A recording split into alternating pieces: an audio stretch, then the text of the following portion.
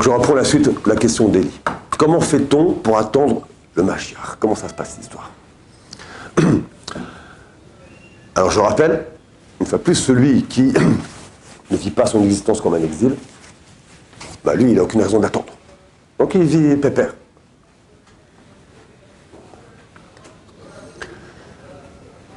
Alors qu'au contraire, celui qui attend le Mashiach, il doit ressentir son absence comme un vrai manque, comme un vrai besoin. C'est-à-dire que son existence présente, mais c'est une fois de plus, ta question est d'autant plus intéressante parce qu'en fait, elle appelle justement au fait que tout dépend de la conscience de sa propre existence. Quelqu'un qui n'a pas conscience de sa dimension divine, alors effectivement, en lui, l'exploit messianique, il est de toute façon d'une moindre intensité. D'ailleurs, c'est ce qui a donné naissance à toutes les eschatologies et ainsi de suite, quoi. C'est chez les religions qu'on trouve l'idée de... Chez les athées, il n'y a pas... On va nulle part, quoi. Et donc, ça veut dire que c'est fonction, effectivement, d'une conscience. D'une conscience de ce que c'est être humain.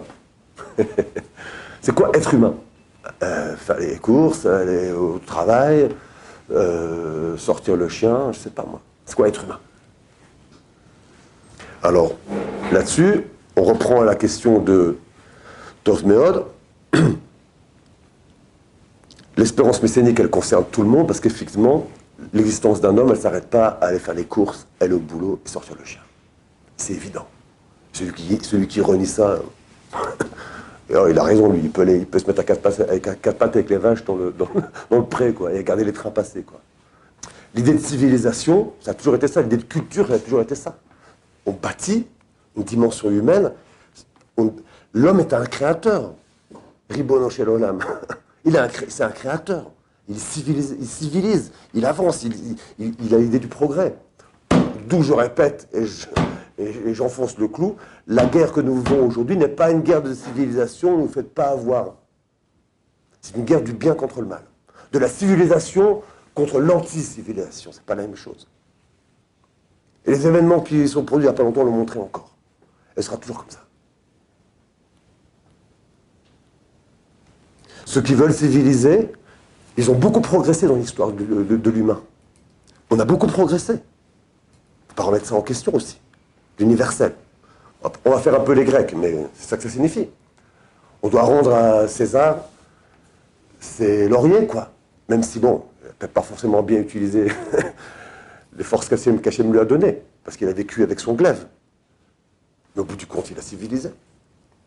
C'est une idée. D'ailleurs, c'est un des arguments qui va amener à la fin des temps, dans la Gemara d'Avodazara. Il a civilisé. Il a raison.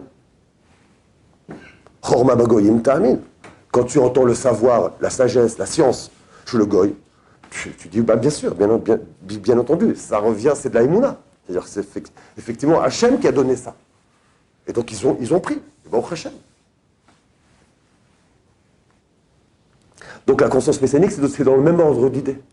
Avoir conscience qu'effectivement, l'être humain n'est pas un animal. Et qu'il y a une vraie espérance, il y a un vrai espoir.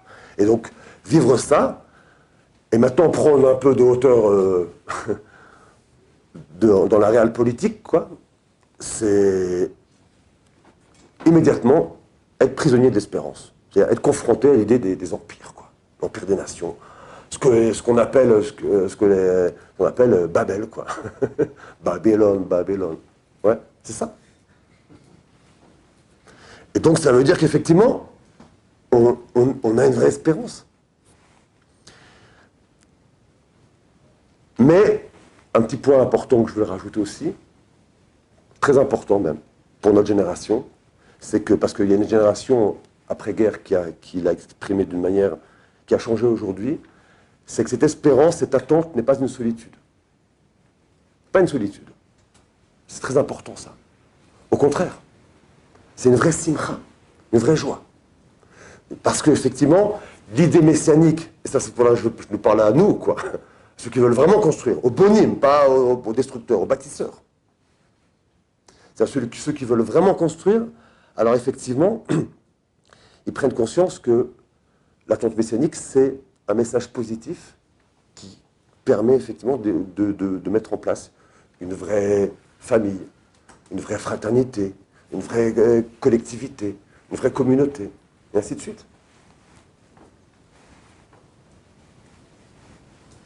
Je vais faire un saut qui va en faire crier plus d'un, mais c'est pas grave, je le fais quand même. On pourrait presque dire, c'est la vision platonicienne des philosophes rois. Chacun, quelque part, a accompli ce pourquoi il est ici. En tout cas, il cherche à l'accomplir.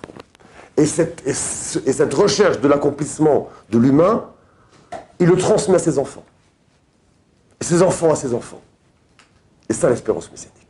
C'est pour ça qu'effectivement, 2000 ans d'espérance messianique, bah oui, 2000 ans de Yemot HaMashiach, effectivement, depuis la destruction du temple. Il y a un midrash qui est connu, je ne me souviens plus où il est, mais j'essaie de retrouver l'adresse, qui dit que, c'est à Yerushalmi, je crois, qui dit que c'est l'histoire d'un agriculteur qui est en train de labourer son champ. À ce moment-là, il y a un Taya, Ahu Taya, un Ishmaéli, qui avance, qui s'approche du juif et qui lui dit « Juif, pose ta charrue et ton bœuf, parce que ton temple vient d'être détruit. » Et il s'assoit, il prend le deuil de Jérusalem. Au même moment où il s'assoit, le Haoutaya, il lui dit « Juif, lève-toi, le temple est reconstruit. » Ça veut dire que l'espérance messianique, elle naît à quel moment? Au moment de la destruction du temple. C'est-à-dire qu'il y a à ce moment-là ce lien intime entre ces deux dimensions, tout le temps, en permanence. On a dit tout à l'heure que le fait de croire en la venue des temps messianiques, ce n'est pas une mitzvah. Mais ça fait partie donc des 13 principes de la foi, de la Emouna. Maintenant, il y a un commentateur du XIIIe siècle, très intéressant, qui a un Balei Tosfot, qui écrit dans son Sefer le Smak, le Rav Yitzhak Ben Yosef de Corbeil, qui écrit dans son Smak que, je vais vous dire comme ça plutôt, j'ai traduit, tout début de son Sefer HaMitzvot Ktanot, le Smak, le Rav de Corbeil écrit la chose suivante: tout comme il nous a sortis d'Égypte, Hachem, donc on va en parler aussi, peut-être rappeler aussi la paracha à Shavua, tout comme il nous a sortis d'Égypte, comme il est dit, Anochi, Hachem Elokecha, donc je suis, comme Hachem s'est dévoilé dans la paracha Yitro, au Har Sinaï, je suis ton Dieu l'Éternel qui t'a sorti d'Égypte, d'une maison d'esclaves. De la même manière, nous devons croire, dit le Rav Yitzhak Ben Yosef de Corbeil, qui nous sortira et nous rassemblera d'entre les peuples. Comme il est dit, d'ailleurs, le passage qu'on a déjà vu, dont j'avais parlé dans Dvarim, il te rassemblera du sein des peuples parmi lesquels il t'aura dispersé. Ça veut dire que dans ce Sefer Mitzvot Aktanot, le Smak, il nous fait comprendre que la mitzvah, ce n'est pas une mitzvah, c'est un credo du judaïsme. Seulement, ce credo, il trouve son origine où ça? Dans la mitzvah de Anochi. C'est quoi la mitzvah de Anochi? Hachem Elokecha. C'est la mitzvah de croire en Dieu. Donc on rejoint le Rambam dont on a parlé la dernière fois, à savoir que celui qui ne croit pas en l'un de ces 13 fondements, et donc ça c'est juste pour celui, ça tombe très bien pour celui pour le 12e, donc pour celui de croire en la venue du Messie, celui-là, c'est comme s'il se rebelle contre Hachem. Il refuse Hachem. Donc ici, la mitzvah de la Géoula, de croire en la Géoula, elle est inscrite pour le Rav de Corbeil, elle est inscrite dans la mitzvah de Anochi. Et ça veut dire quoi cette histoire? Il ne faut pas prendre ça de manière abstraite, trop abstraite. Ça veut dire qu'en réalité, on a déjà un petit peu abordé cette idée, j'ai plus trop le temps, je vais essayer de le dire rapidement maintenant, que croire en la venue du Messie, c'est en réalité accomplir ce qui s'est passé lors de la sortie d'Égypte. C'est-à-dire que lors de la sortie d'Égypte, les Bnei Israël, les enfants d'Israël, se sont libérés de l'esclavage des hommes. Pour rentrer dans la Malchut Shamaim, rentrer sous la forme de. Rentrer sous le joug du Ol Malchut Shamaim, sous le joug divin. Et que cette sortie d'Égypte, en fait, c'est l'idée de sortir de tout ce qui est la dimension ra, des mauvaises mal en mal qui est en l'homme. Se libérer de tous les instincts primitifs, de toutes les, en tout cas les transformer. Se libérer de faire attention à ses pensées, à ses paroles, à ses actes. Toute la dimension de l'Égypte.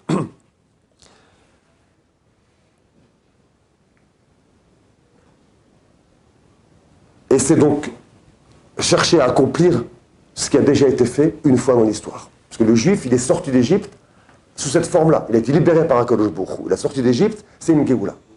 Donc, cette Géoula, qui est celle du Yetzer Hara, la sortie d'Égypte, et qu'on refait tous les ans à Pessah, et je vous rappelle que certains ne sont pas sortis d'Égypte. Il y a des chiffres, on en reparlera la prochaine fois au prochain cours, des chiffres qui font peur. Le nombre de juifs qui ne sont pas sortis d'Égypte. Parce que s'engager dans la volonté de réaliser le projet divin sur Terre, c'est un engagement qui rencontre la résistance du réel et des autres hommes, des autres forces du mal. Ce qu'on appelle les goyim. Il y a une résistance. Au bout du compte, cette résistance, elle va disparaître. C'est ça le but du dévoilement messianique. Et ça qu'on cherche. Et ça qui se produit avec la Yetziat Mitzrayim. Donc, comme on avait parlé la dernière fois que pour le Maharal de Prague, le Nyan de Netzach, la victoire d'Israël, ça aurait été parce qu'il y a un Nitzachon, il y a eu une première victoire vis-à-vis de la sortie d'Égypte, donc vis-à-vis des forces en mal qui sont en l'homme. De la même manière, ici, le Rav de Corbeil aussi fait dépendre la mitzvah de la venue du Messie, l'attente messianique, le fondement de la Emouna plutôt, le fait dépendre de la mitzvah du Hanochi. Cette mitzvah de croire en Hachem qui t'a sorti d'Égypte. Parce que c'est ça ce qui va se passer. Alors, en gros, il va se passer ce qui a déjà eu lieu. Et ça, maintenant, relisez maintenant la Haggadah de Pessah. Je vous y invite, parce que c'est exactement la question qui est posée tout de suite à la Haggadah de Pessah. Pourquoi Yetziat Mitzrayim dans le tzitzit? Et on parle de la fin des temps, c'est évident. Puisque d'ailleurs, c'est d'Atrar. Parce que, Aflou Yemot HaMashiach. Est-ce qu'il y aura une. C'est ça le Maharal de Prague dans le Netzar Israël, dans la préface du Netzar Israël. Est-ce qu'il y aura un souvenir de la sortie d'Égypte, des miracles de la sortie d'Égypte, au moment des miracles de Yemot HaMashiach? Adkan pour ce soir.